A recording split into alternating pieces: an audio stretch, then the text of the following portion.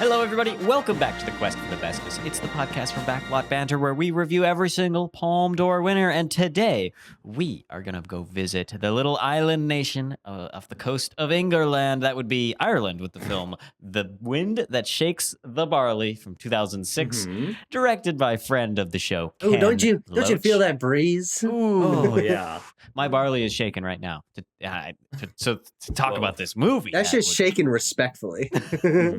I'm excited to talk about this one. It's, starring a little bit of a famous actor. We got Cillian Murphy in it, Pádraic Delaney, Liam Cunningham are the three main actors of this one. Of a Civil War movie, a 1920s setting movie. I'm excited to talk about it with you guys. First, though, let's quickly review what we did last time because we had a banger of an episode and a banger of a movie. We talked about Wim Wenders' film, the cult classic, the stone cold classic, I might even say, beyond cult, Paris, Texas. That one got a 9.4, very high score, which by my math puts it at spot number 2 on the list. So I highly recommend going and checking out that episode because we've got a lot of fun things to say about a movie that's very well known and generally pretty highly regarded. Generally, yes.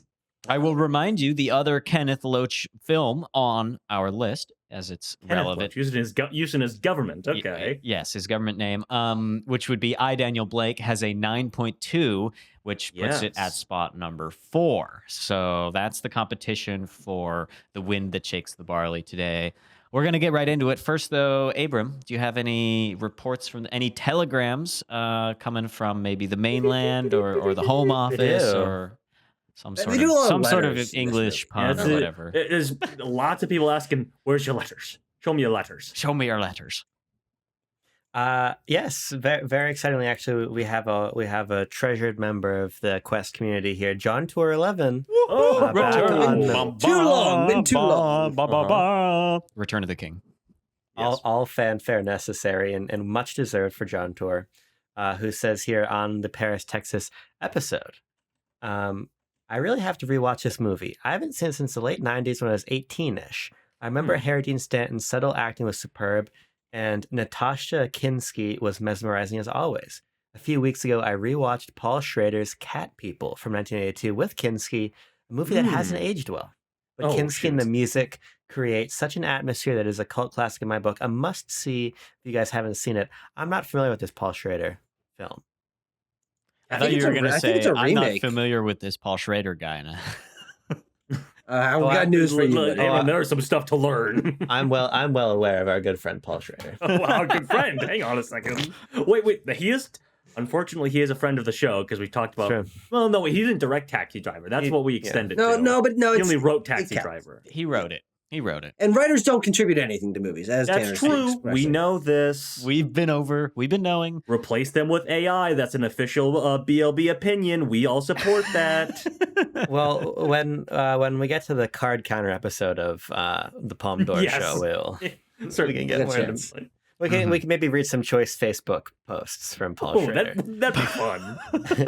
But John Tour, as always, great to hear from you. Thank you, John Tour. I like, by the way, that even though John Tour hasn't seen this film in 30 some odd years, that Stanton's performance still stuck with him, and that's pretty cool. Yeah. I think it is one of those. I think it is one of those films that I'll just sort of always think about. Yeah. A ruminating film, if I may add.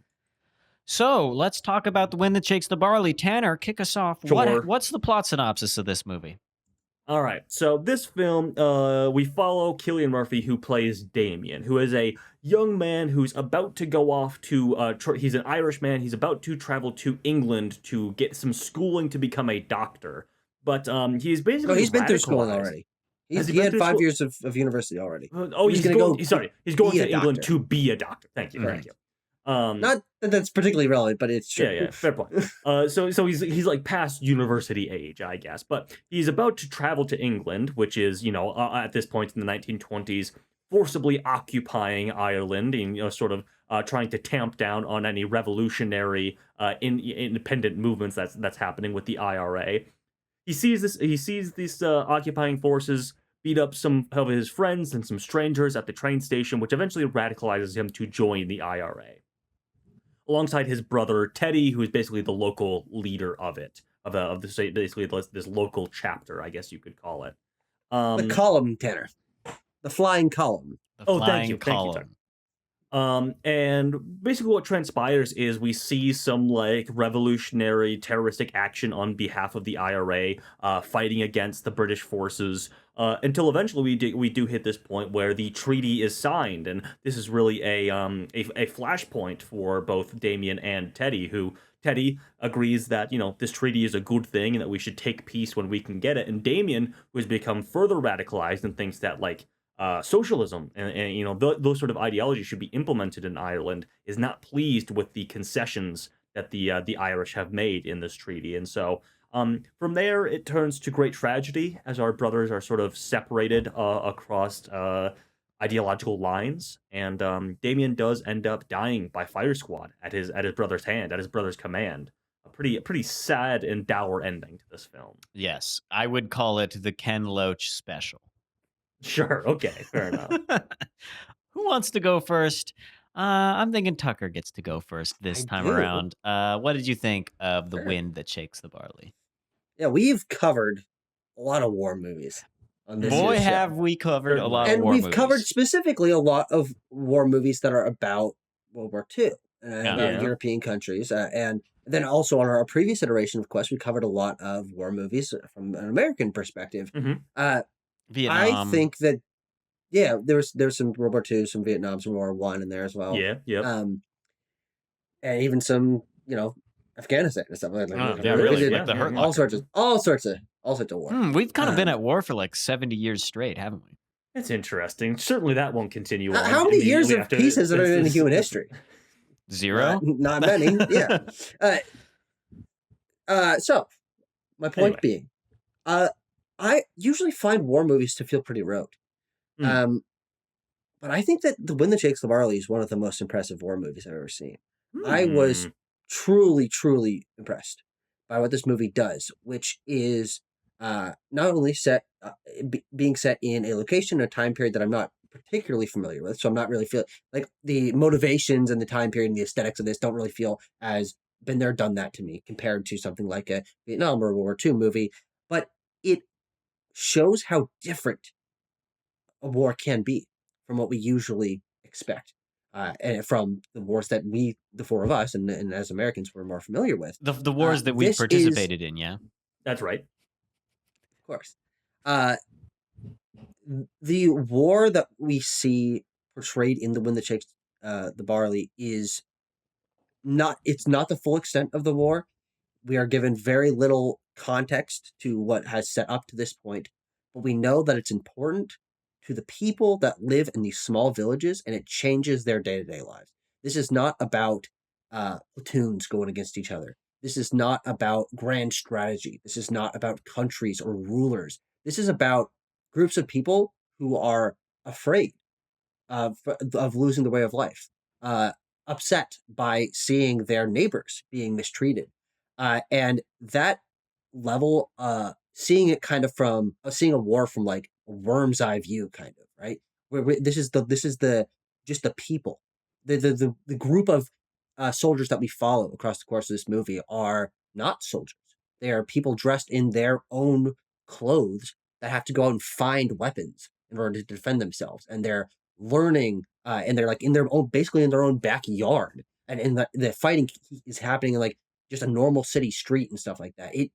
I was so impressed by the way that this movie takes war and boils it down to the most core human element, which is not about what commands you're given by your leader. It's not about being on a massive battlefield. It's about war can sometimes be in your hometown with your own neighbors. And watching then the movie take an even further step to being war between siblings, between family members, and how ideology can wedge between perspectives and cause like these really deep set emotions and like reactions. I mean, I was totally impressed by this. I just completely out of nowhere, like this reframes the way I think about war, and to some degree. I've seen so many war movies, and I've never seen one quite like this. So I was really, really impressed by it. Abram, you're up next. What did you think? I'd like to start with an addendum. Okay, here we I forgot that Paul Schrader was accused of sexual assault, and I rescind my joke that he is Yes. among our friends. go. Yeah, So let's begin with that. yes. Set We that to also the do side. make that joke quite often for people that we shouldn't make that joke about. So that's kind of the joke. That's true. That's true. That's That's kind of true. the But you know, put that on the record. Little there. clarity for the sake of clarity. A little bit of clarity. I think that The Wind That Shakes the Barley is truly excellent.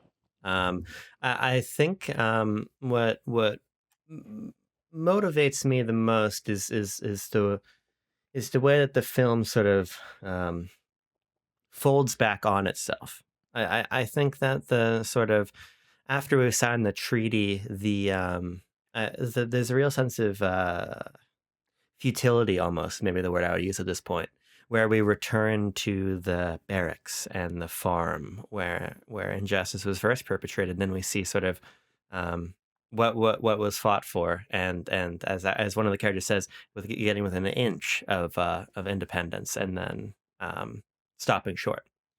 I think that I'm always really interested by a film that has something to teach me, just personally, as somebody who's really not familiar with the War for Irish Independence, outside of a very broad 1-2 sentence understanding of it. So I found it quite intellectually enriching from that point of view, but I just found it to be so smartly written to sort of take us through the necessary moments to understand the precarity in the fight for Irish independence, and the regression, or the moment, the being so close to the line and then finding that line suddenly 100 miles away from you. I think it's very good at involving us as a viewer in the sort of emotional urgency of every scene. So yeah, I thought it was excellent.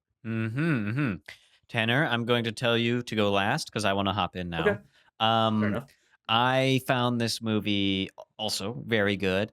Thinking about it in terms of this other Ken Loach movie we've seen, I'll just kind of levy my one criticism here, as I find our beats to be very similar between these movies and the kind of emotional beats that we end up at. That said, this movie got its hooks into me right off the start. I was wrapped right up into it for the first 2/3, I think, and then we get to this third act, and I do find that I am a little bit less interested in our treaty stuff. I also was like, well, I don't really know what the implications of this are. Is this the treaty that eventually, it's like today Ireland is a fully independent free nation. It's part of the EU, whereas the UK is not.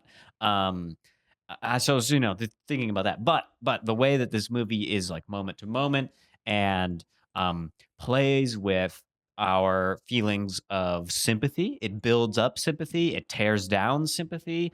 And I'm also very, very excited to talk about this theme that I've been percolating in my head. And is this kind of it's a big theme. It's the title of a podcast I like, Blowback, and that this movie is a very interesting movie to think about in conversation with all of these 1946 local resistance to Nazi occupation, because the timelines on this in world history are so, it's all wrapped up, right? We're in the 1920s, it's post World War I, it's pre World War II, and yet the British soldiers are depicted as so vile, so violent, so misogynistic, so just evil. I mean, you could just swap their outfits and change their language and they would fit perfectly in the Red Meadows, the Road to Anga. We got all these films that are like, it's about the same. So the idea that Ken Loach in 2006 is putting forward so blatantly onto the screen the fact that fascism is the exported products of your imperial state brought back to home, and that it isn't exactly home because it's this island right next to England, but it's English speakers. There's a little bit of language strife, but it's people who look very similar and have lots of shared culture,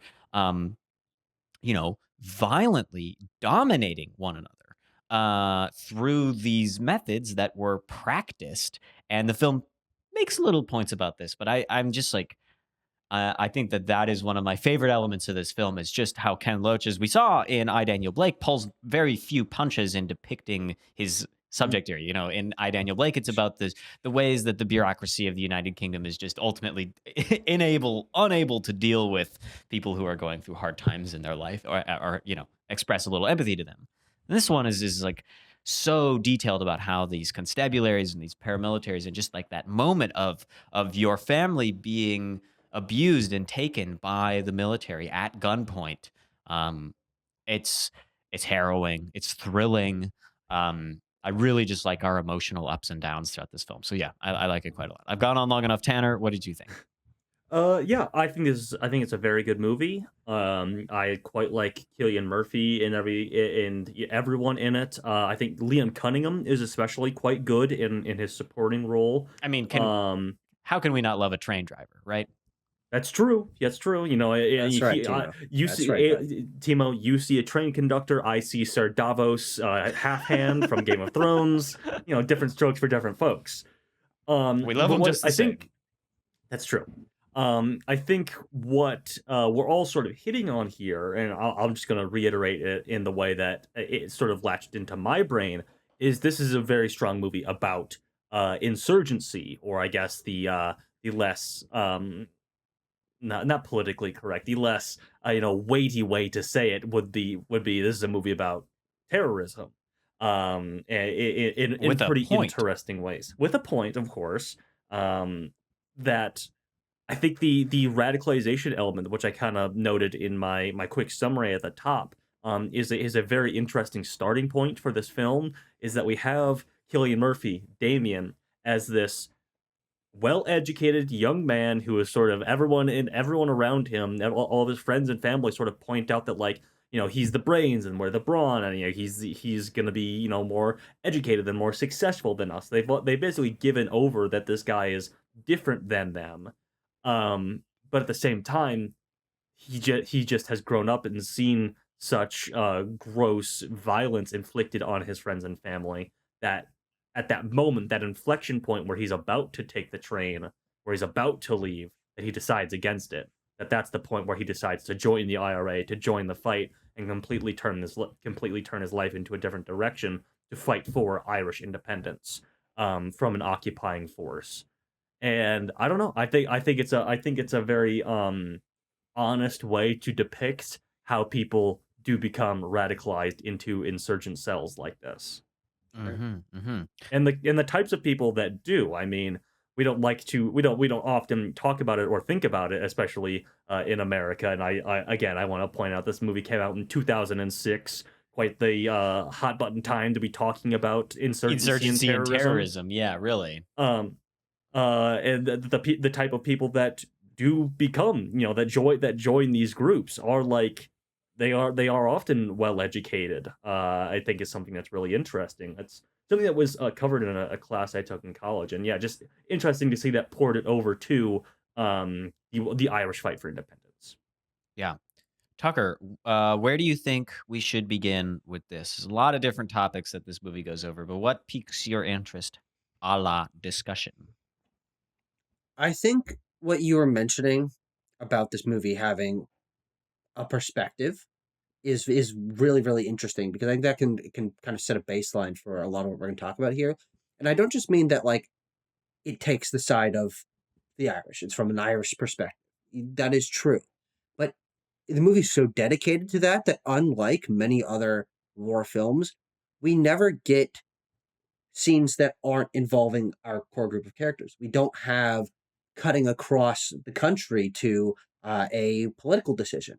We don't have cutting across to Great Britain to get any information about what's going on in Britain. We don't have a British character that we're following, even a villain. That is something you might expect out of an American film, is to try to establish something that is on the other side, even if it is a villain. You know, seeing villains. A scene of the villain and their supporting characters, learning a little bit about them, then bringing those storylines together.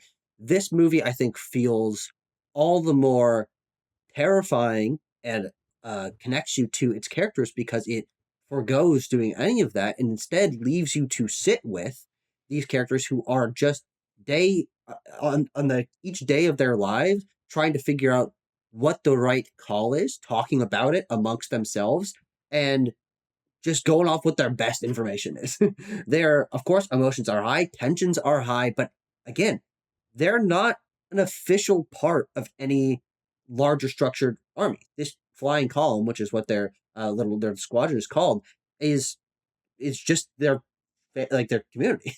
It's like 20-ish guys that break into some groups and don't really know what they're doing. And then every time they go out and someone gets hurt, everyone in that group knows exactly who that person is, and then they have to deal with that. And if someone defects, then it's like, shit, like I've known you since you were born. Like there's this really Chris Riley is the character that you're we'll talk about Chris talking about, yeah. But the commitment to the perspective of these characters, and then of course that adding an extra layer of complication when it becomes time for the Civil War in Ireland, and how that fractures the group of our characters that have been so aligned for the entire course of the movie up to that point. I think it's really smart, and it helps this movie feel again more terrifying because we are alongside the characters and have no idea what else is going on. Like this is also a point in time where it's like yeah, they have like newspapers, but also it's wartime, so like not really, like they're not getting a ton of information about how the war is actually going, so they're just kind of like, this is bad, we gotta figure it out. And so they're like, I don't know, go on a fjord and try to like take some weapons, or like love a good fjord. Like it's so specific in a way that I often feel war movies attempt to be more generalized, right? They're trying to be about a country's experience or a people's experience and a broader section of time.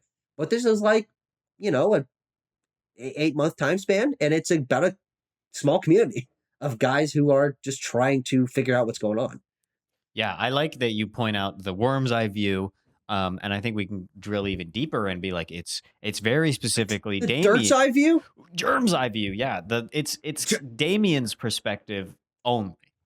And that when we are kind of, this film has a not necessarily like rise and fall, but almost like a build. We build something and then we drive a wedge into it. We split it apart with the two brothers. We build them up together and then we crack them apart. During that buildup,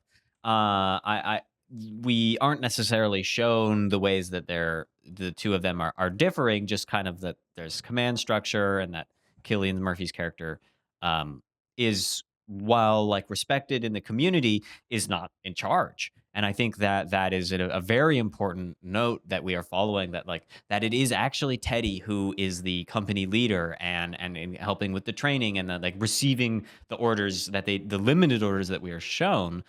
They come down and they go through Teddy, and then he distributes them to the rest of the men.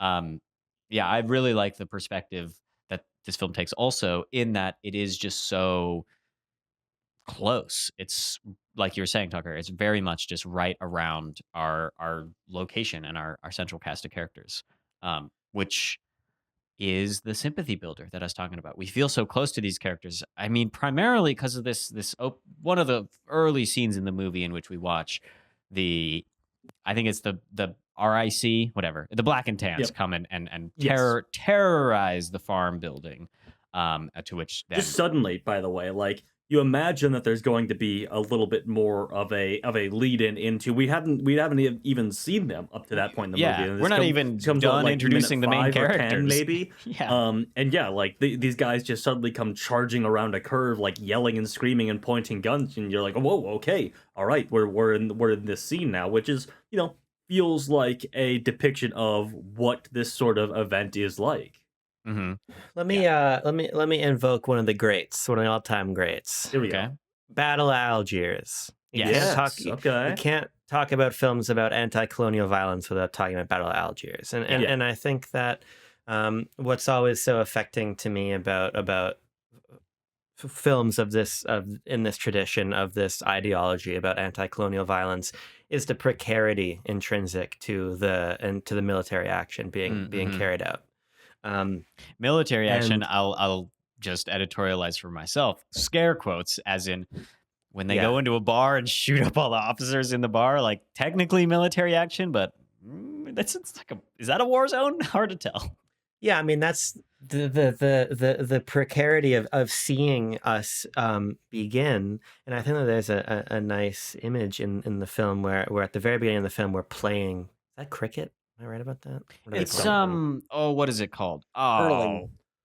You're right. Yeah, it's called yeah, you're right. exactly right. Running wacky. No, it's called hurling. This is an Irish Gaelic sport. So there, we see them I paid first. attention.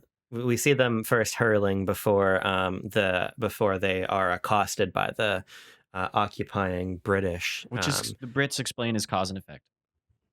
Yeah, and so as we first see them trying to organize into some sort of militia, they are practicing with their hurling sticks because that's what they have at that point. And I think that precarity of seeing these men, to Tanner's point, be radicalized by what they're watching happen to their neighbors and to their families and to their brothers. Is very powerful, and seeing, the film is not especially long, about 2 hours. Seeing them go from those men with hurling equipment, learning how to crawl, to setting up and ambushing that convoy of British military is very affecting.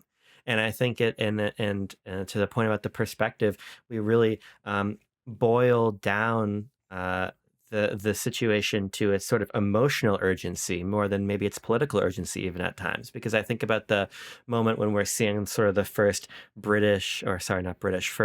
Irish court dispute being settled. And there is this wider point of discussion that, this wealthy businessman, we need to keep him in our good graces because we have a shipment of arms coming in. So this is not a film that is or a group of characters that are entirely cut off from a larger, more organized struggle for independence. As we often know, these sorts of bids for independence are backed by actors outside of the country. Timo, I don't know if in your reading who was maybe sending those weapons into Ireland, but regardless, it's Bostonian mobsters. It's there we go. Irish Americans gave. They only managed to raise like 300,000 pounds or a little more than that from Irish nationals, I guess, and they raised $5 million for the Irish state to have some coffers, and that the $5 million was from Irish Americans who had left during probably the potato famine, which, if you remember your history, is like 1880s, I think. Yeah. Right. Yeah. So they are 40 years later. Memes. Yeah. Yeah, and so I think that that's an important dimension of this film. For as much as they are a very localized community, they are part of this wider anti-colonial war for independence. And I think the film is very shrewd at contextualizing this militia group in the context of a wider geopolitical, or as you're saying, very nationalist struggle, but it remains focused on the emotional urgency of what these guys face day to day. And I think that to me is very affecting as a viewer because I stick with them. It's like I was saying in my opening thoughts about the film, I feel the emotional weight of every scene, and I feel, to Tucker's point, sort of the lack of clarity, the way that not everybody has the same ideology or same information. I think the limited perspective is very critical to understanding the precarity of fighting the British occupants. Yeah, I will add that the perspective also creates, in me at least, a lot of satisfaction. I think this first half of the movie is immensely satisfying in that we are lambasted with injustice to start the movie right at the top. I mean, it's just like injustice is like, okay, great. I didn't need to be. Ken Loach doesn't need to tell me to hate what the 1920s British Army is up to. I already do, but he proves that it's worthwhile and contextually important for the movie. And then we get, like you said, we see them training with the sticks, and then we see them go and steal arms and do stick ups and hold ups, and they slowly just I mean, it's just competency porn. I like this. This is why. I mean, allow me to make a reference that's probably gone on too long, but like the Aldani arc of Star Wars Andor and this movie feel like cousins. Honestly, they feel really, really similar. Like mostly like Andor is quoting this thing, but that I just find it incredibly satisfying to watch a movie that understands the little nitty gritty details, like that they need to A, sleep out in the wilderness when they're training. B, they don't have the guns and the ammo to start with. They need to get the guns and the ammo to start. Like all these like boom, boom, boom, boom, boom of military action. You know, we're the reprisals and they're going to strike first, and then the consequences and the back and the forth. And like you guys have said, because this is so local and so centered around our main cast of characters that like we're getting to know during this first third of the movie, each success and each hard fought victory, I mean, it's that immense feeling of we're marching towards this great goal, this noble act that is paved with blood, that we're going to be not shy at all about talking how difficult and how dangerous. And I mean, we just, the torture scene with the thumbnails, that is like a harrowing moment in the movie, but it is instrumental in setting us up to be like, yeah, those Black and Tans had it coming. I think that Ken Loach is allowing us to glorify this, to revel a little bit, to be like, yeah, these guys got shot in the back of a bar. Like, we hate them. It's a complicated emotion to, as a viewer, to be feeling and dealing with, but I quite enjoy it because it's like the movie allows it to be kind of cut and dry. Like these Brits are evil and these Irish are like, freedom fighters, and okay, great. We're going to complicate it later on, but during the first part of the movie, we're just building up to this like very revolutionary place, which, I mean, you guys know me, I like that shit. I think the reason why I don't necessarily agree that I feel like the movie revels in those moments is because our characters never celebrate. And they're always, in some way, there's always some ramifications for what they do. For every, I also find that very satisfying. I mean, sure. I don't. Why do you feel that way? Because it's very realistic. It seems like it just it's well written. Yeah, I agree. Yeah, but I don't share the perspective that it feels like it is glorifying or like a revelatory moments. It feels like a struggle. And the struggle of these guys who have never faced war, and are not they are not an official military force. While they might have some connections, and they're barely in fighting shape. Like they get yelled at in training all the time. Yeah, they don't know what they're doing, and also because we only briefly and fleetingly see sequences of planning, it also feels like they're really just scrambling through. They're like, oh shit, these officers, this British group, they're like on this street corner. Let's go now.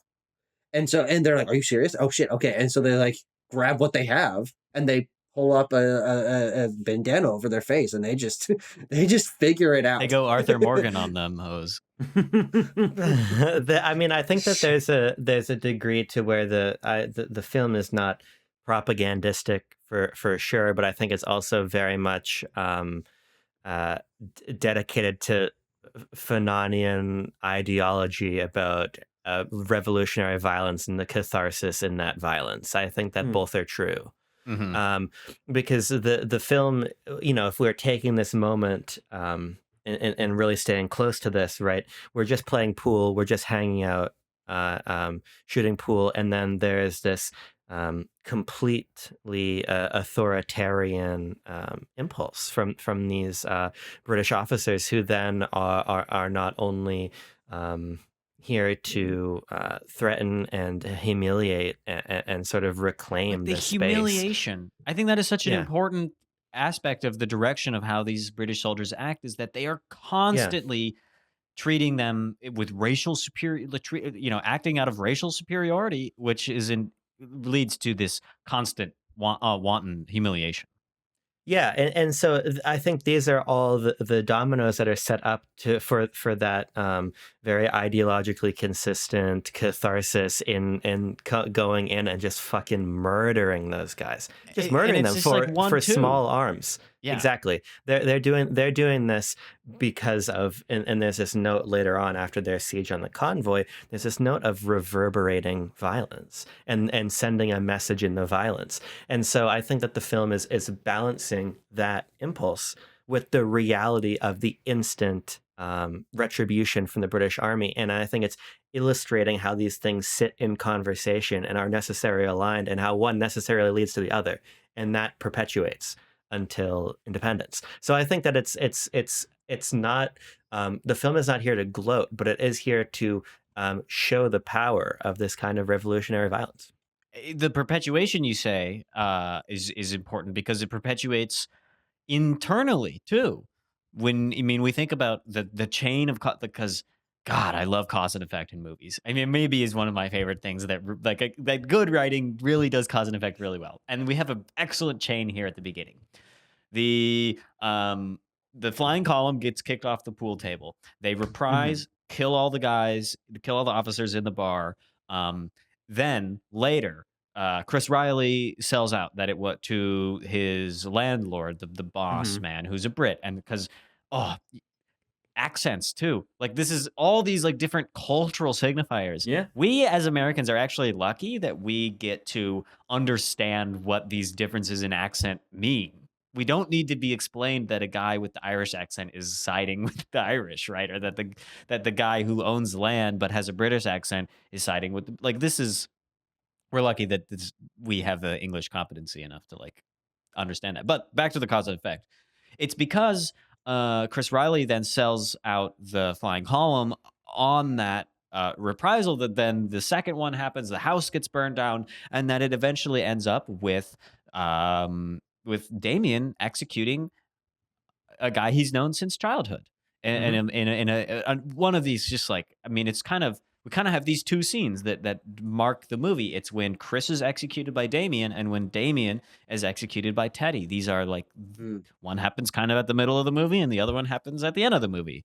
That those reverberations, like you say, Abram, they actually can never stop. And then we think about history, right? Think about what happens in the 50s through the 90s, that the troubles in Northern Ireland flare up and that the reverberations of this conflict outside the scope of this movie, but that they don't stop ever, really. This is that's a very powerful thematic note that I like how it's disparate enough to be like both. This happens, the British cause violence that begets violence, and the Irish beget violence by acting violence against themselves and against the British. It's all very, well, war is heck and complicated, right? War is indeed a heck, isn't it? It's a heckin' deuterino of a thing, isn't it? Couldn't have said it better myself. So the accent thing, I think it just reminded me of a line that I think is, indicative of the ideological difference that ends up stratifying our Damien and Teddy into basically the third act of the movie, which is something I want to talk about. I think it's perhaps an idea that the film wants to explore, some historical context it wants to give, that I don't know if it's just that idea just never took root necessarily, and so there is not a lot to ground it in, or if the film does not do due diligence in really exploring it. I do find the whole Irish Civil War third act Teddy versus Damien kind of thing feels a little bit small in comparison to everything that happens preceding it. I agree wish with you. This movie was maybe like there. 2.5 hours, so maybe we get a little bit more time in that regard. But I do find that the ideological differences are quite gripping, quite gripping to me, because we're talking about how this film is different than other war films that we have discussed, and that includes like okay, we are fighting for the chance to fight, to establish our own government and our own way of thinking and our own systems and everything like that, and not just live under the thumb of the English, which I have to point out, we keep saying British should be the English and not The not English. the Yeah. everyone's British technically because it's the British Isles. It's the Isles. English that we're talking about specifically. And it's like the Scots are not doing any of this oppressing. They're getting conscripted to go do this oppressing. They do not choose to do it of their own. They're fully colonized, and they've But given up on independence to this day. the conversations that or basically this reuniting, I guess, of Damien and sorry, Dan Teddy? is Liam Cunningham's Dan. character. Yeah, Dan. Where like he sees him in the train station, obviously, and then they are in jail together in custody as Teddy is getting tortured. And Dan and Damien sort of bond over their education, their interest in the ideology of hang on, I wrote the name down here. 1 second. It's Collins or whatever. No, not Michael Michael Collins. Michael Collins is like the actual IRA leader. James Connolly. James Connolly was the Irish socialist thinker, who Dan basically quotes, or Damien perhaps quotes, and they sort of like have this moment where they're like, we're on the same wavelength here. Like we're thinking bigger picture beyond the fighting that's happening right now. And obviously, a lot of the movie is concerned with the fighting, the action that is happening right now. But every so often, you'll get this scene, like the trial that Abram mentioned, or the signing of the treaty and the fallout thereafter, where Damien really gets to express that, like, hey, no, guys, like, we can build something bigger and better and more ideologically pure than just carrying over the same systems that people are struggling under right now. Just changing the accents in the flag, I think, is a line that he said, of the people in power. The color of the flag, he said. Change the accent of the master and the color of the flag. Yes. Yeah. So I find that material pretty interesting, if maybe not fully fleshed out and explored. But whenever it hits, I think it hits very well, especially because, hey, you guys know Cillian Murphy is a really good actor, and he can deliver dialogue really compellingly. And like he can really give a line. When he gets really impassioned about the ideological stuff, it's different than the ways that he gets impassioned about like the military stuff, the military action that he has to enact as the de facto leader of this IRA chapter. I mean, it seems to me like Damien is very walled during the military action.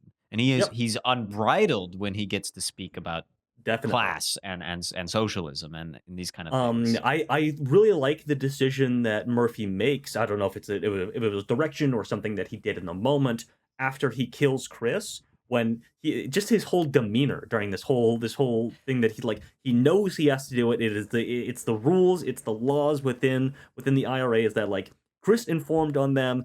We have to punish him. He's technically a spy for the English. We have to do this. But like the way he keeps fidgeting around with the gun in his hand, and the way that he shoots him very quickly. He unloads like 3 or 4 bullets into his chest, and then basically stomps off on the other side of the hill immediately. Like he doesn't take any time. Any other actor would just maybe they'd like slowly lower the gun and maybe like look around with the shell-shocked look on their face. Cillian Murphy's performance, he does it, and then like he's immediately moving. He's immediately walking away from the scene of what just happened. I like that moment as a indication of exactly what you're talking about, is that his remove from the military action, perhaps. Yeah. His tension is what really sells the character and the role that he's been thrust into, that he is maybe in some ways more equipped to do than the people around him, because he does have this moral compass and this understanding of politics and philosophy that the other people in his community certainly don't have, because he went to college and he took these courses, and he's comparatively more worldly of a guy.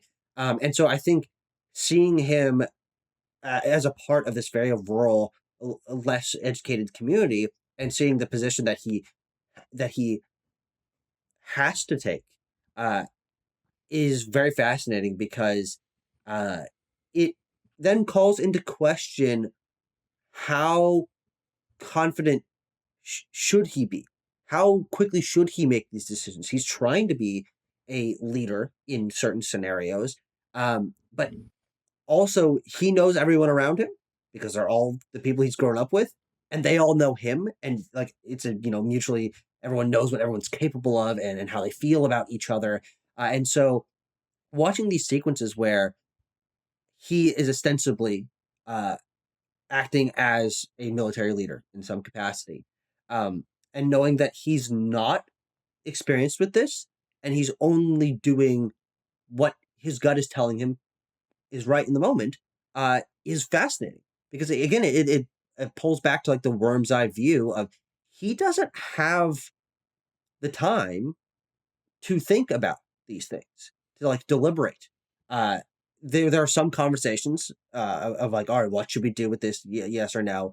But he's forced into making decisions that he's probably not fully happy with, but has to stand up for because he's like, if I waffle on this, then the whole unit could fall apart, right? Of if we have to maintain some semblance of confidence in our mission, because if we don't, like we're all we have, kind of thing, and that weight that is put on Damien's shoulders, I think is shown through the tension in Cillian Murphy's performance, where he is always darting off to take care of the next thing, because I think also Damien doesn't want to sit with it.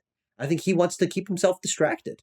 I think he takes these opportunities when a battle is finishing or when something tense is happening to go check on someone or to run off and do something else, because he also has no idea what he feels about this, and he's like, oh well, I better at least like be contributing. So he just runs off in, and I think that is a really unique position to see a character in. I mean I can't say I've ever seen a character pushed into this kind of position before in a film. I want to talk about the scene in which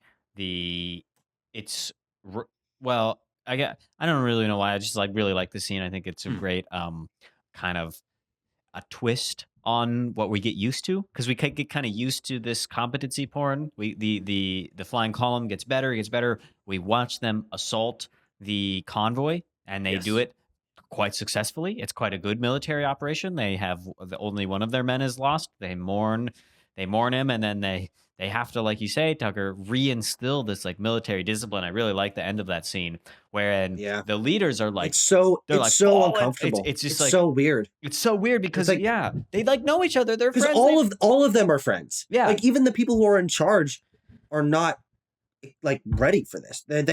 You can see them steel themselves. They are in charge because they have to be, because you have to run it weird, like this in a military. Like you can't. And so weird. But then they get back to the farmhouse, and the black and tans are there. The English are there, and they're terrorizing their families again. And they have the guns. They have the drop on them. But they have restraint, and they don't go in and do what we expect them to, as what we've seen through the previous. They have no ammo. They don't Is that what bullets. they say? That's what they don't have any bullets. They have no ammo. There's not a bullet between us.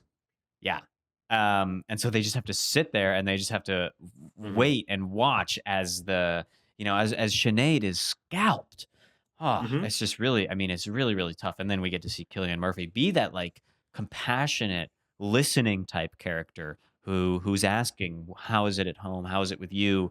He gets to play that out once again when they can go and be helpful at the farmhouse there after it's burned in that scene, isn't it? It never gets repaired for the end of the film. It's still burned out by the time we end.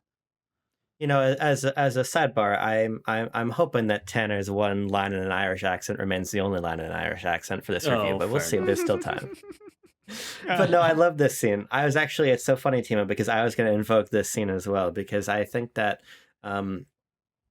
Sinead and the character that I believe we just know as Nan. Sinead's the grandmother or mother. I'm a little, it's a little unclear to me. Oh my god! Oh my god! This moment ruined me. Honestly, I'm watching the movie and like there's, it's a Ken Loach movie. I'm gonna cry at some point. Okay, so.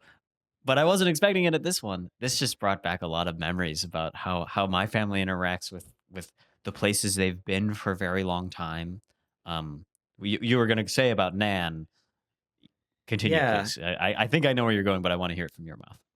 Yeah, I think because we're talking about the men who are out to battle here, but there's a lot more at stake, and I think in Sinead and in Nan we see these different consequences of the war, and I think that there's something quite heartbreaking about Nan deciding preferring to go live in the chicken coop than move even just somewhere for a couple of weeks. And I think that it's in this moment when the urgency and reverence that the soldiers of the IRA have for Ireland, that it feels the most palpable in Nan, in this character who's talking about her parents dying when she was a young child, and they're always here. She's not going anywhere. It's more than just a house to her. It's more than just a land. And I think that this is a. But can I add a little bit real quick? Because what Sinead says in this is the other side of that coin, and that Sinead is a younger generation, is probably a little more educated, and her, I mean, she's just gone through probably one of the most traumatic couple minutes of her entire life. But her response to Nan being like, "I'm going to stay," is as of just like.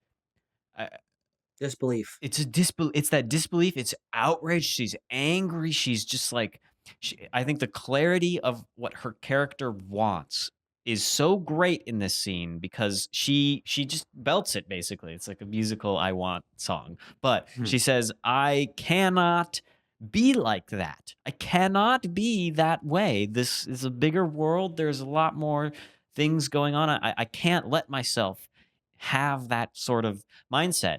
And so, and to me, both of those characters represent what they're fighting, what the men are fighting for. They are both sides of the same coin. And just like that, I mean, because I agree with Sinead as just a personal, like, this is how I like to live my life, is to, it's a big wide world, lots of stuff to see, can't stick in one place forever. I've heard my mom talk about that with her, about her parents and her mother. And this is like, wow, like that's a very, very real, like very deep feeling to have about place, and especially in regards to just the scene that we watch, which is harrowing, of the scalping and the house burning and all that. I mean, Sinead has a very specific want in that scene. She wants to live some kind of a life. I forget the exact quote.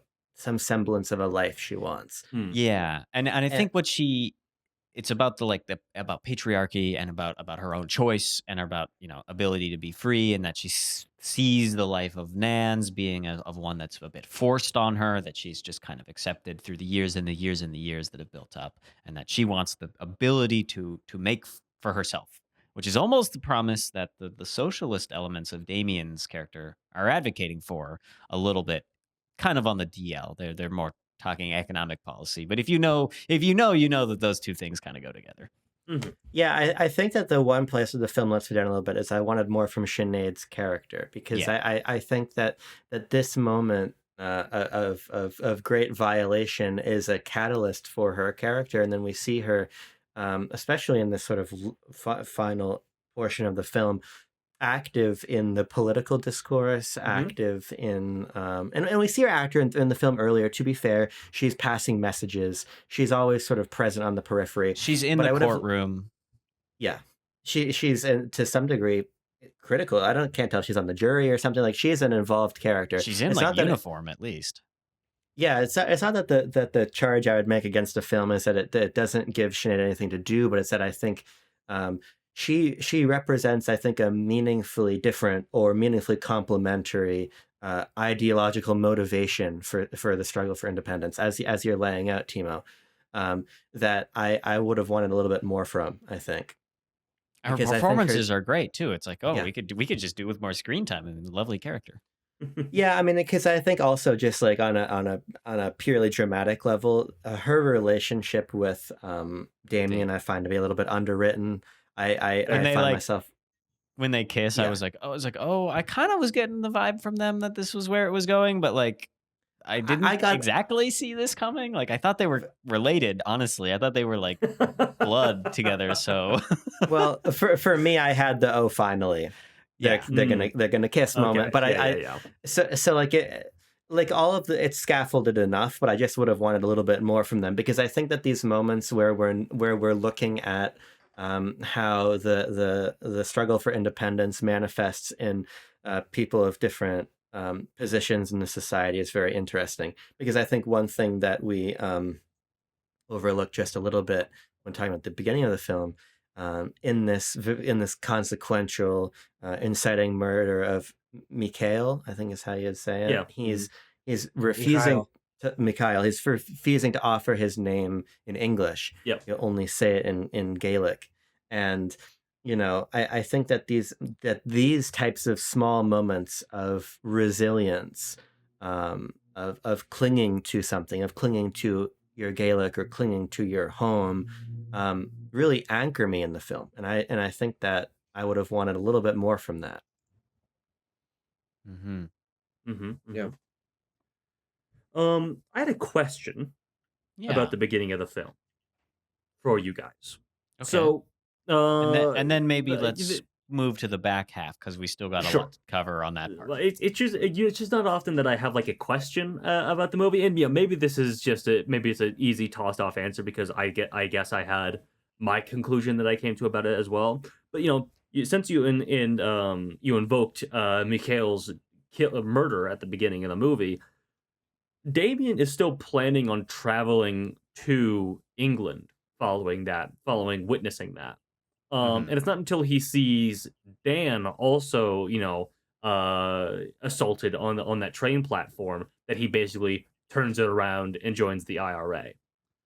Do you guys just view that as like a straw that broke the camel's back kind of situation, or do you think there's an intentionality to Loach showing us like this kid that he knew growing up getting killed and that not changing anything for him, versus the stranger he sees getting beaten up? That is what changes him. I don't quite know what to make of it, to be honest. I think that he wants to get out of there. Yeah. He sees that all happen and he's like, I need to leave. Like, he's like, I made the decision. All right. I'm sorry. Like, because they're also talking about that before the assault happens. And so I think he's just like committed to his plan at that point. But what about I don't really know the thematic implication. What about it's simpler than some character or theme or anything. It's that the literal train driver has been beaten up, and so that train ain't going nowhere. Sure. No, it does. It leaves like right away, doesn't it? Yeah, well, he gets up and gets in the train and go, but like just from I don't know, maybe a little jokey, but like. Yeah, it beats up the train driver. This is not going to go. If there's anything that's going to motivate someone or radicalize them, it's public transportation being harmed. Being undermined. Public transportation is radicalizing. I'm a Fadikin for the J line. That's right, baby. Let's say it. Here's my feeling. Okay. I think that. Sorry, now I'm thinking about Dune. I'm sorry. It was. I think. Hey, another interesting film to invoke in this conversation. Sure, yeah. I don't think Dune's very political, but we can continue. I don't think so. No, I don't think so. I don't feel that way. Butlerian Jihad now. I think that the utility of this in some ways is that I simply think that Damien is to some degree a reluctant character. And, I'll use this to take us into the ending as well, as we're having that final consequential exchange with Damien and Teddy. Damien is pleading Teddy is pleading with Damien to return to this life that he should be living. He should be with Sinead. He should be teaching at the hospital. He should be doing all these things. He talks about how Ireland needs men like him. And I think about this also in conversation with what I think is the quote that sort of reverberates with me the most. This idea of a lot of people know what they stand against, but what do they stand for? And I think that if we have this character in Damien who's so close to leaving, he's so ready to go to London. Everybody around knows that this is what he's meant to do. This is his call, and this is who he is. For him to be on that platform and see the extent of the violence, and to see the omnipresence of the violence, and to understand that the train he is getting on is going to take him to the heart of where that violence is coming from. What I was going to say, yeah.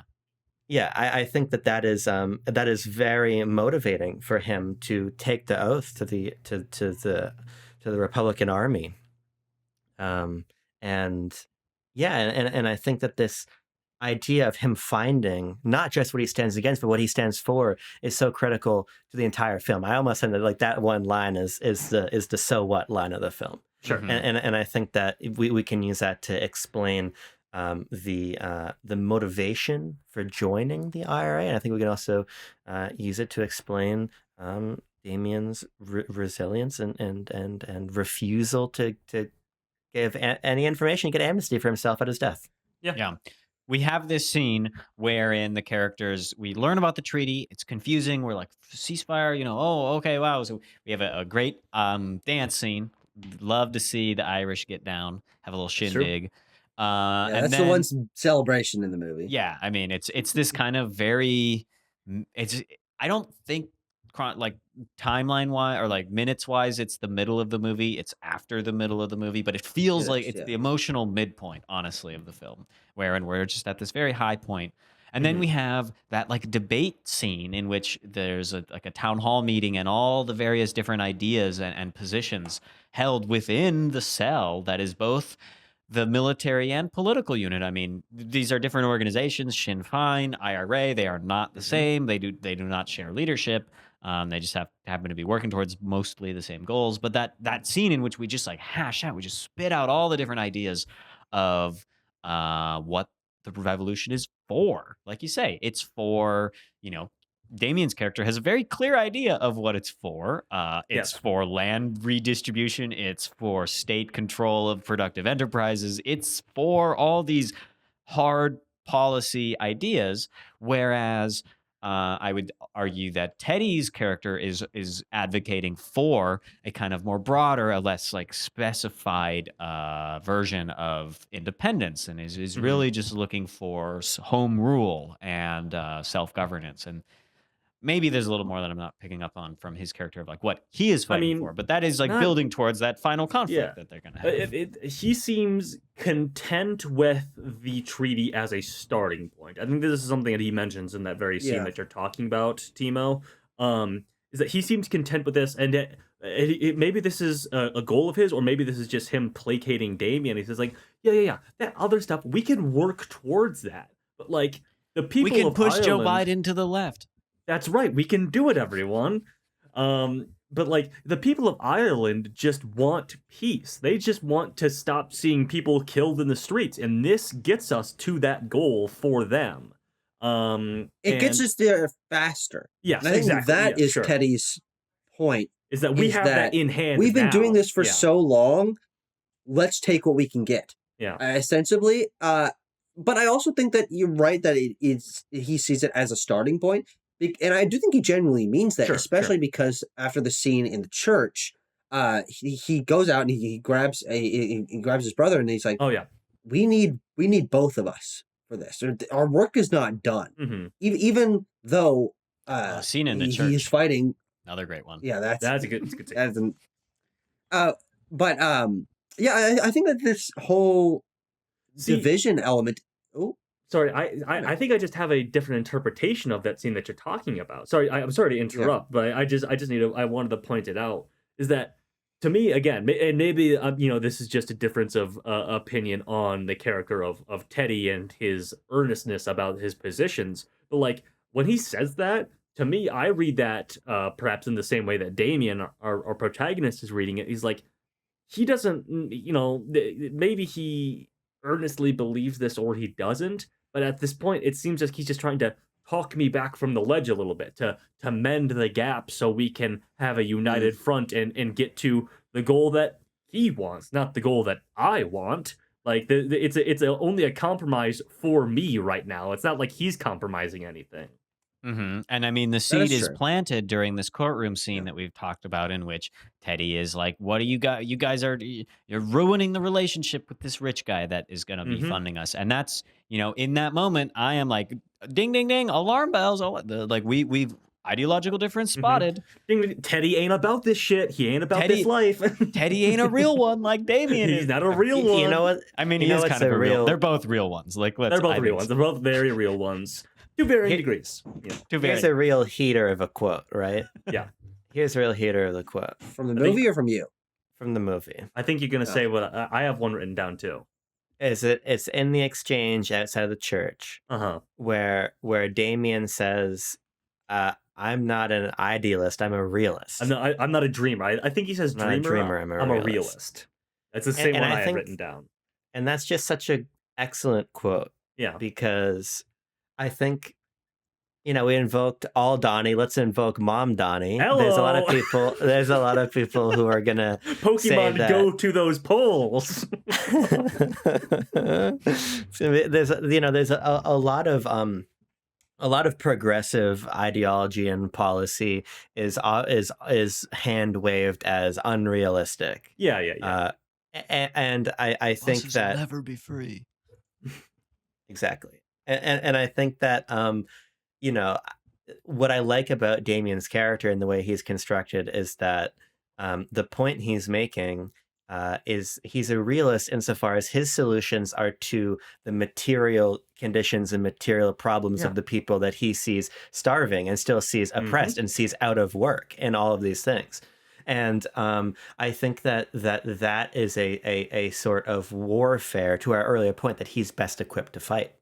He and Dan are making their materials and passing out their materials, and they are fighting for these economic and these social realities that Teddy is unconcerned with. And I think that the film does a very good job in these scenes of and in the church scene as well, and in the scene after it, of making it clear that there is a deep ideological division here that is impassable. I think that that's one of the senses that I get from the tail end of the film is that this is an ideological divide that cannot be sutured together. And I think we see that in Rory's action and his killing of the of what are they called? The free nation. Free staters? What is it?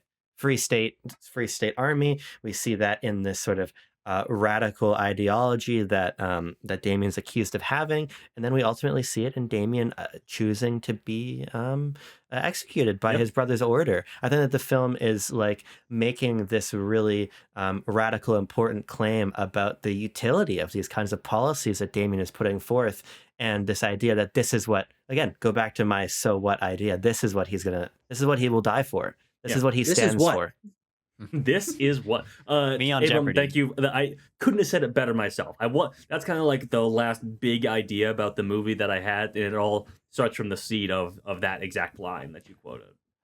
And I'm gonna just pile on here and be like, what do we expect from Ken Loach? Like this is the line that I expect this director to take in the film. And so of course, it's very much in line with I. Daniel Blake's I guess kind of answer to the question that it provides. And this is what the answer of this movie is in Damien's execution at the end. It's that this is what he's willing to die for, but at the same time, like, the state that is created by the treaty becomes the state of Ireland. It's not immediate, but like I think that it's so complicated at the end that we are going back and forth about, like, is this solution that is in front of us the solution that we're going to take? Go ahead, Abram. Well, I was just going to get a little anti-American here in the program. Not that we'd ever do this before. Abram, be careful. Tread carefully. You know how much we all love everything that's going on in this country right now. We really do not want DHS watching this video as we try to re-enter the country at any point in the future. I think that I shouldn't have said that. That this film, I think that's only for tourists. I think we're allowed because we were. Abram, for now. Next month, who fucking knows? But no, but here's the thing. Here we go. The safety, the padding. is that they've got to watch 213-hour-plus long episodes. No, worth of they Quest just watched to the that most point. recent one. They just watched the most recent one. That's fair. But they won't understand the lore. We're fucked. They No won't matter understand the lore. Here's the thing.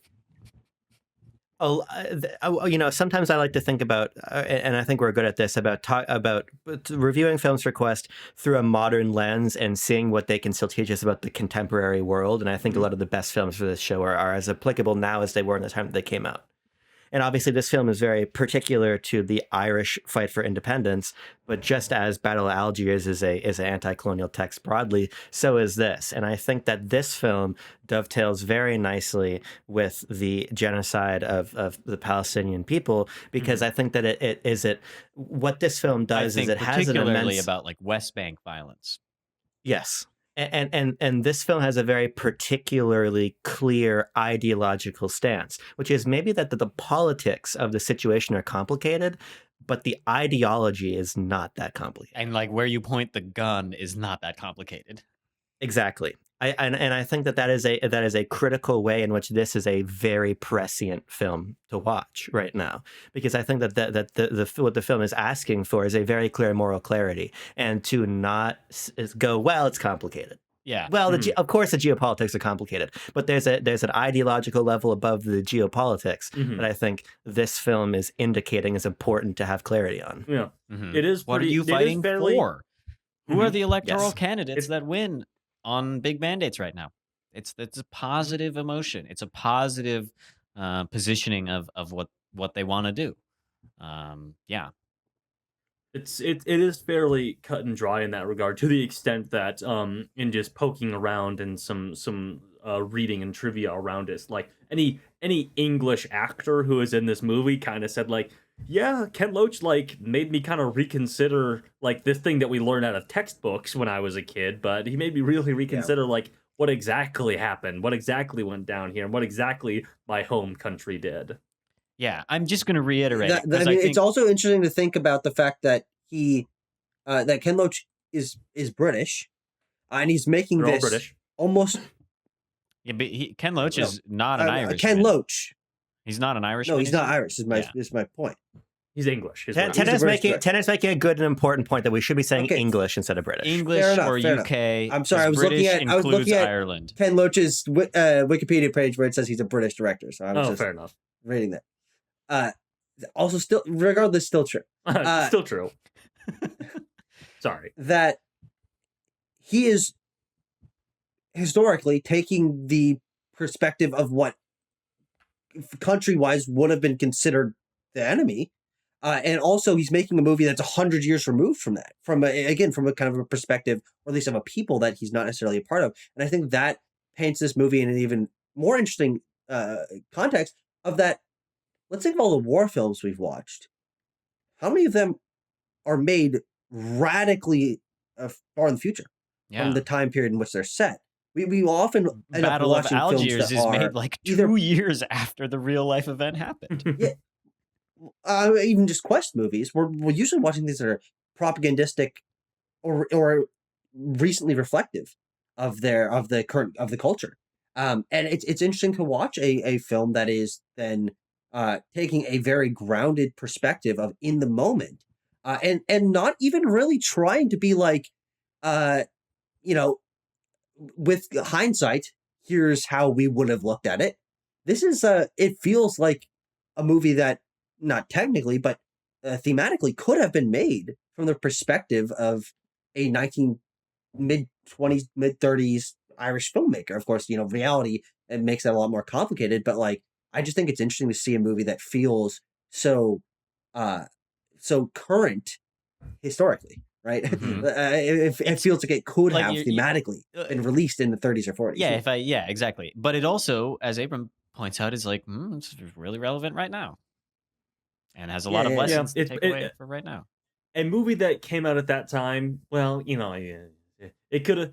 It's hard to say. It's kind of feast or foul with like the labor politics of movies that came out at the beginning of towards the beginning of the 20th century. So it's hard to say like if this film would have had all that text in it or not had it come out in like the 40s or what have you. Yeah, of course. wouldn't have had Cillian Murphy in it, which is a serious downside to the. Yes, we love Cillian Murphy in this one. Yeah. Yes. I've been on a big Danny Boyle kick, as everybody on this call knows, and I've just been seeing Cillian Murphy in all kinds of different places. He's just one of the goats. He's just one of the fucking best to ever do it. We just talked about Paris, Texas, last week, and I complimented the faces of Harry Dean Stanton and Natasha Kinski. He's also got one of those faces. He's just got one of those movie faces star that's just face. engaging to watch. Well, it's not even like he's not like a square jawed like Hollywood guy. He's got these really soulful eyes that are kind of sunken, but they're like sparkling blue. The little bit of freckles. The freckles and like just the It's the pursing of the lips also. It's everything. What's the look he's always doing in Oppenheimer, where he's like looking down and he's got that like kind of aghast look on his face? He's just like, what have I done? Kind of. It's not like that. You didn't. You do not have.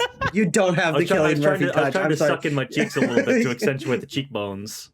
I didn't even notice. I mean, you just kind of look like an idiot.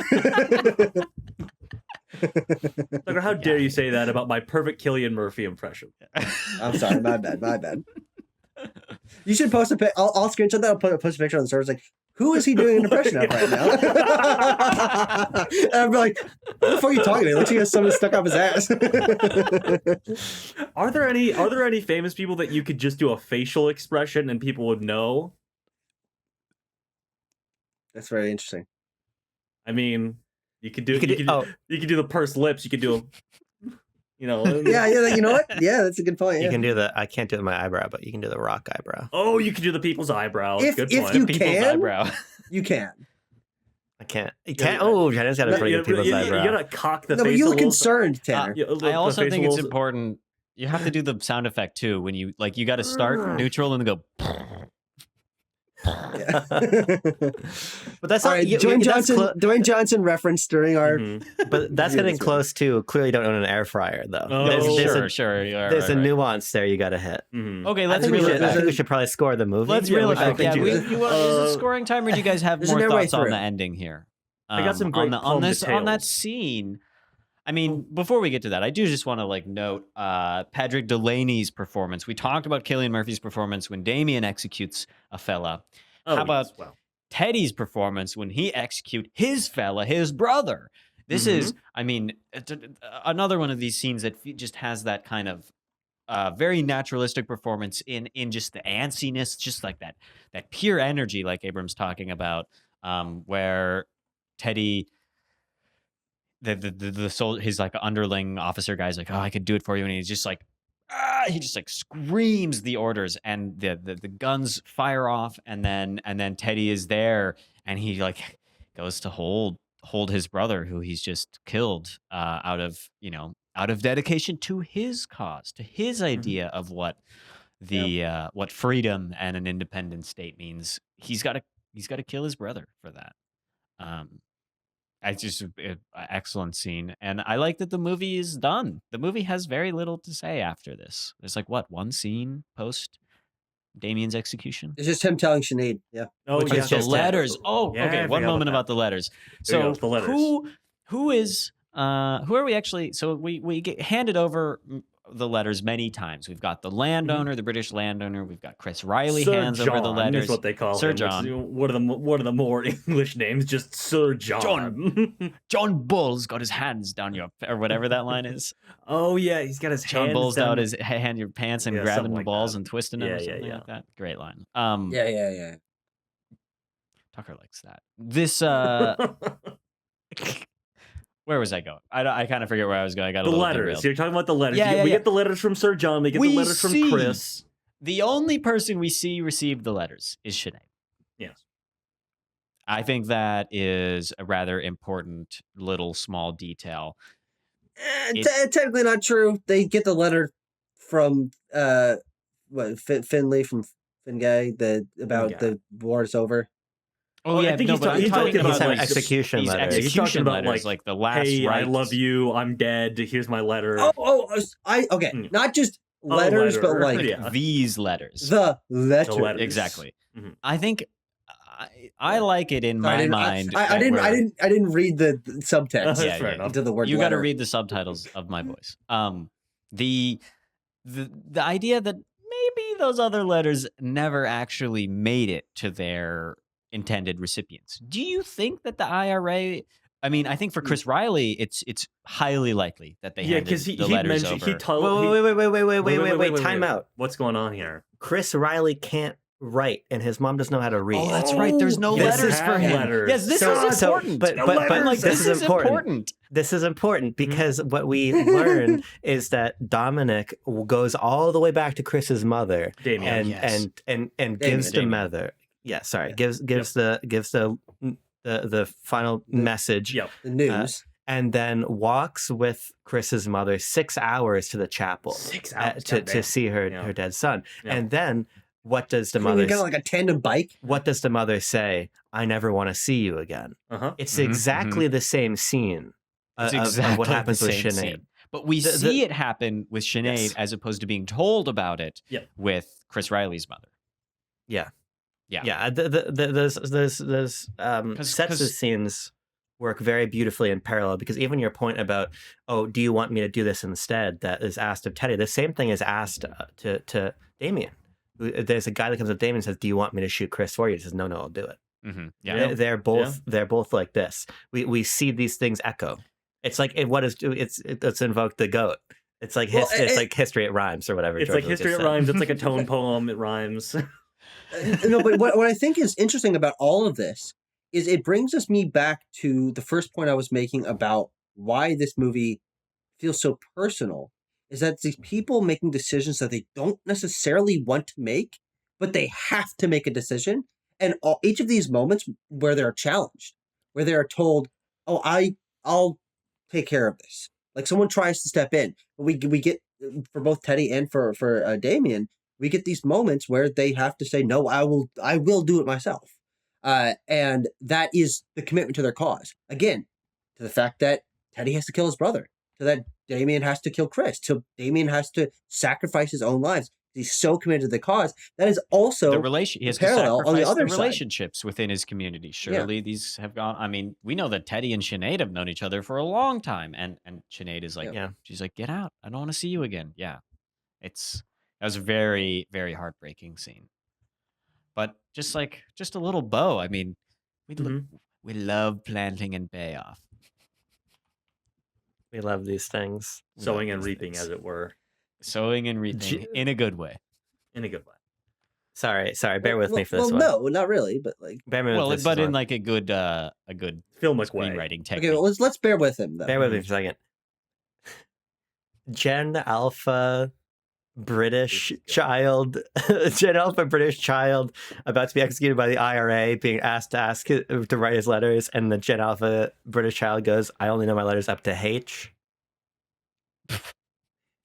Is there a character that says they only know because they can't read or write, and Gen Alpha's illiterate, right? Right. There's a lot of teachers on TikTok, and there's a famous TikTok of a teacher saying, "I usually teach my kids simple words, but I had to go all the way back to letter H because they didn't know they only know up to letter H." Okay. You're not watching It's the same video. It's way funnier ononce you've explained it. He says, "I only know up to letter H," so he can write like. Timo, cut this part out.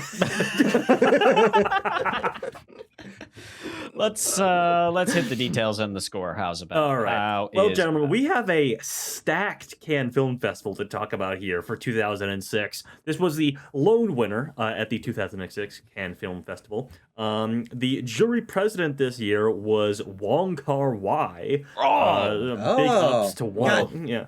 I wish he was friend of the show. Is he? Eventually, is he a feature friend of the show? I don't think so. I don't think he ever won. That's a bummer. That would be an interesting one. Yeah. I'd love to do a Wong. But anyway, other folks on the jury this year include Helena Bonham Carter, Monica Bellucci, Samuel L. Jackson, Tim Roth, and Zhang Ziyi, who we may not be familiar with by name, but she's an actress in Memoirs of a Geisha, Crouching Tiger, Hidden Dragon, The House Flying Daggers. She also shows up in Rush Hour 2, very famous Chinese actress. Oh, our president's favorite movie. Yeah, good point. Does he love Rush Hour 2 among the trilogy? Yeah, maybe she'll come back. Maybe she'll come back. Anyway, of the 19 other films in competition, again, this is also crazy stacked. Alejandro G. Iñárritu's Babel, I think it's pronounced Babel, was in competition. Sofia Coppola's Marie Antoinette, Guillermo del Toro's Pan's Labyrinth, Pedro Almodovar's Volver, and just one of the craziest things I've read, Southland Tales, like Richard Kelly was in competition at the Cannes Film Festival. Imagine if we had to watch and talk about Southland Tales. Now that movie fucking blows. There is a fucking episode for you, gentlemen. That would be probably the greatest episode of Quest ever. Love it or hate it, that is a crazy movie to try and talk about. I don't even know. I don't know nothing about that one, and sounds like maybe I should. Richard Kelly is the guy who directed Donnie Darko, and he made 3 movies. I think Southland Tales is maybe the last one he made because it was such like an unmitigated what the fuck is this kind of disaster. It's so bizarre, but it's so interesting and bizarre. Cool. Anyway, you should just review it anyway. Yeah. Okay. Do you guys have your scores ready? I got my. Waiting on somebody. Waiting on somebody to get the score in. If I remember, I think Tanner and I double featured Southland Tales with Miami Vice. I think that's right. I think that sounds right. Interesting. All right. Alrighty. 3, 2, 1.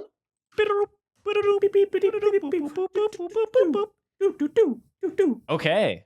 We've got quite a score here. It is 8.9.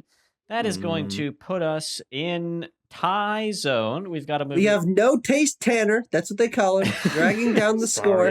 We were talking about it the whole time. I don't mean to interrupt the usual rhythm of how we do this, but he gave it the low score. I did. We had a great discussion about it. I am just not as taken or enraptured or anything as with this film as the rest of you. It seems to me. But Timo, read out. I became more enraptured by it through our discussion. Sure. The points of it that were I became quite radicalized through the viewing and discussing of this film. Point breakdown: Tanner 7.9. I gave it 9.0. Tucker, how could I give Tucker that? gave it 7.9. That's so low. Tucker gave it a 9.3, and then Abram gave it a 9.5. Averages to 8.9. The film that we are debating whether it goes above or below would be Underground. That crazy ass that was the Yugoslavian, I believe so, World War II movie. So, but as I was saying, yes, immediately when I got done with watching this film, I was kind of pissed off that I felt like it hit all these must hit notes of a Ken Loach movie, having now being an expert and having seen exactly 2 of them. Quite the expert. I was just kind of when Cillian Murphy was getting ready to be executed, I was like, yeah, the main character's got to die at the end of this movie. It's a Ken Loach film. That's so true. So it was that was kind of weighing on me as a negative. But as we discussed, it's yes, this is true that these things are very similar between the films, but they're substantiated quite differently. And I might even go to argue that the death of the main character at the end of this one is even more built up better than I, Daniel Blake's death, which did kind of just cruise out of left field, as I recall. The other thing is, how many movies has Ken Loach made? Let's find out. It's very possible that these are the only 2 where the main character dies at the end. Oh no, he's got three's a pattern. He's been working for a long time. He's been working since the 60s, guys. He's made a lot of movies. Right. So we got Kess. We got we missed you. The Old Oak. You've got some movies here. These are the only 2, however, that won the Palme d'Or. That is true. Undeniable.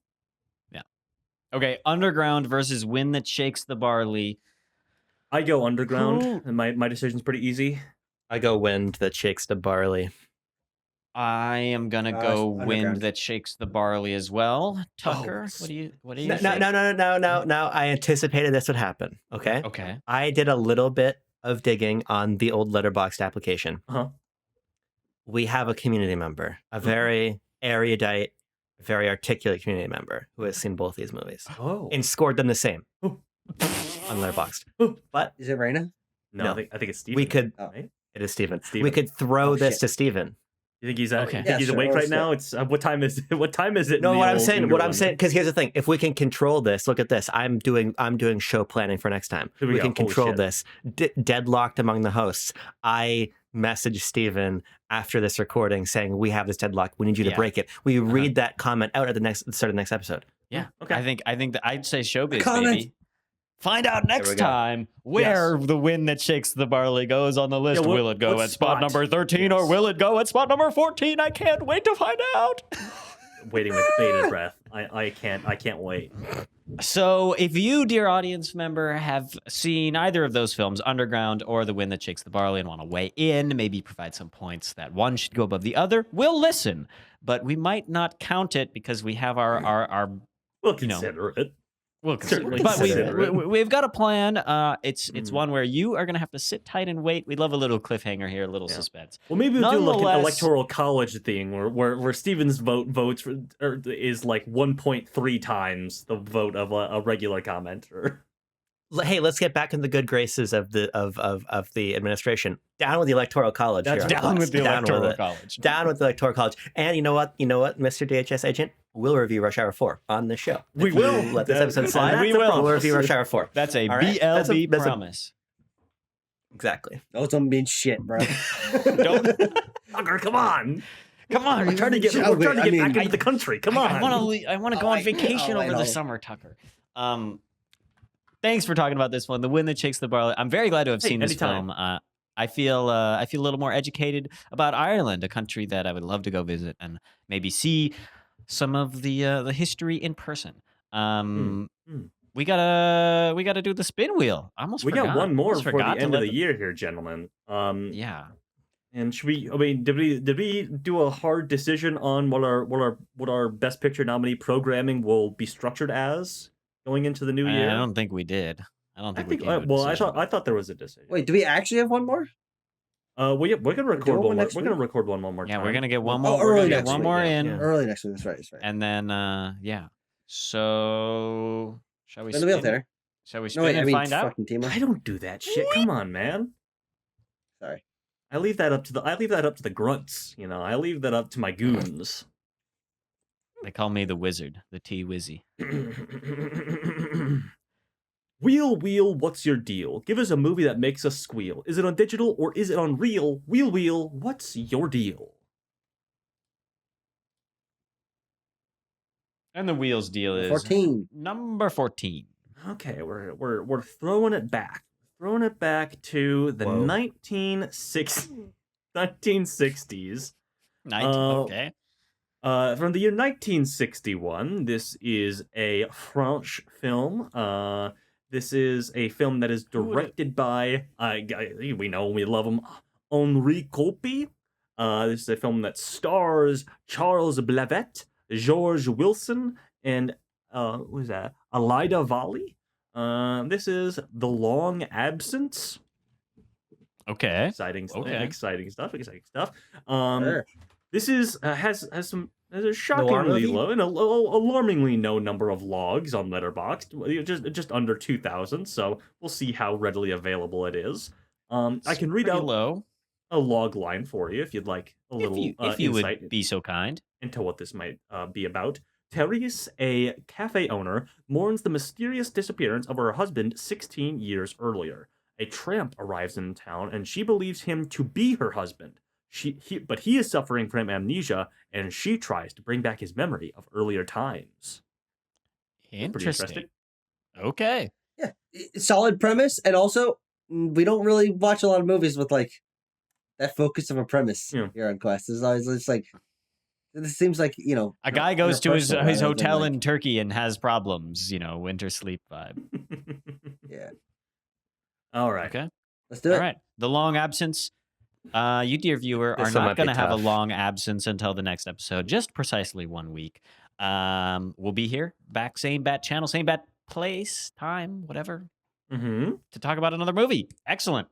Well, just in case you missed it, the film from this week, The Wind That Shakes the Barley, is either going at spot number 13 or 14, depending on our panel of experts behind Yes. the curtain. And because we can't decide ourselves, we'll be talking about the long Panel of absence. expert. Our panel of expert. So yeah, you got thoughts on this episode? You got thoughts on the Troubles? You got thoughts on the Brits? Write it down in the comments. We love them. We are sure to read every single one. So gonna have to sign off. Got not a lot more to say. So thanks for watching. Thanks for talking. Stay cool. Keep warm. Peace. Hey everybody, Timo here. Just wanted to add a quick addendum to the episode. We decided not actually to do the long absence review next, in favor of getting started on our yearly tradition of reviewing all the Best Picture nominees. We think that a likely candidate, because we're getting a little ahead of ourselves here, just to make the schedule work, is that the most recent Cannes Film Festival winner, of course, the Palme d'Ors. We love to do them. That most recent winner, Jafar Panahi's film, It Was Just an Accident, will be the next film we talk about. And I really hope you enjoy that episode, and stay tuned for it. It'll be out shortly. In other news, we did hear from our panel of experts, Stephen. He decided that The Wind That Shakes the Barley should go above Underground, and so we get to settle that tie. Well, that's all from us. Enjoy your holidays, and we'll catch you soon. Oh, you know what I was doing last night? I went to meet my idol. Cranking crazy stuff. You went to meet your idol? What'd you say? No, what? I went to meet my idol, Chevy Chase. Oh, you met Chevy Chase last I night. did meet Chevy Chase last night. Any choice words about any specific group of people? And